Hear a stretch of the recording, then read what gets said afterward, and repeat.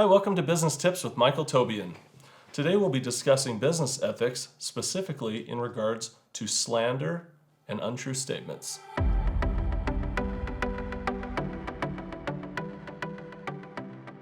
Thanks for joining us today. This is sort of a sub-series to our Business Tips series on business ethics, where we dive into some specific things. There's a video called 7 Principles of Business Ethics that you should check out. We're diving into each of those 7 principles. Today, we're talking about slander, libel, and making untrue statements. So this is very common, and it's something I'm sensitive to because it happens to me and my companies a lot. You know, people get competitive with business, and there's a big temptation to just kind of sneak in untruths and bad talk your competition. And it's a problem because it's dishonest. So what I would suggest that you do is just completely avoid it altogether and just don't even talk about your competition. That's what most people do that are trying to avoid this ethical violation. Plus, it's good business to avoid talking about your competition. Why would you want to talk about your competitor to a client that's considering hiring your services? Avoid the conversation altogether. I don't want my clients even thinking about my competitors. But sometimes you're in a situation where the client brings it up and they say, oh, you know, you're your competitor, this and that. And the temptation there is to go, oh, and say something that maybe is on the fence as to whether it's true or not. Avoid those conversations like the plague, if you ask me. Sometimes you are in a situation where you do need to address something that they said about your competition or whatever.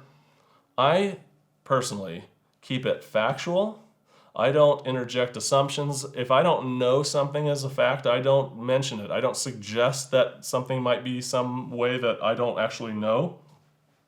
And I certainly don't say things that are untrue. And if I am going to interject an opinion, I make it very clear that it's an opinion. Usually it's in the form of, well, I think you'll be happier with us for this reason. But like I said, I just avoid those conversations altogether because I don't want to talk about my competition. First off, I don't want to say anything bad about them because I might be wrong. A lot of my competition does a great job. I just feel like they'll be happier with us, but I feel like they'll be happier with us because I want the business. You know, that's what it comes down to. I would avoid talking about your competition. Your product should stand on its own and speak for itself. Certainly avoid untrue statements. Not only is this unethical, but it makes you look pathetic. So I have a competitor that is actually quite a violator of this, and of course I won't mention names, but I'm constantly getting people telling me, oh, your competitor said this, and they're just complete untruths. Sometimes nothing's even remotely true about it. It's like, where did they even come up with that? Well, it used to really bother me. But the way I've combated it is I just tell them, that's not true. And then I just kind of change the subject and I let them figure out that this competitor is acting in a pathetic way. Okay? And I certainly try to avoid it. Oftentimes, my client tells me, it's really obvious what they're doing, and I don't like working with people who are talking negative about their competition. People don't like negative energy. They don't like talking to people who are gossiping and bad talking about others. It is a bad marketing strategy to talk bad about your competition, and I would completely avoid it. You can also be sued if there's damages based on what you said that was slander or was untrue. Your competitor can sue you for it if there's damages and it's provable. I was in a situation like this once where it was actually the same competitor really and another one kind of teamed up and really they had encouraged a client to break their contract with my company and told them we were going to do a bad job or something like that.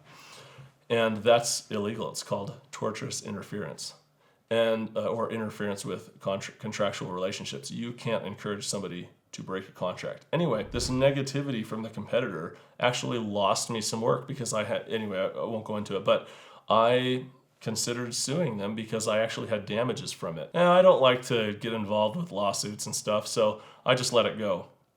But another person might have sued him pretty aggressively because it was a substantial amount of money that we had lost. So slander, libel, and untrue statements is a very common ethical violation, and I would avoid it. I hope you will continue to watch this series on business ethics.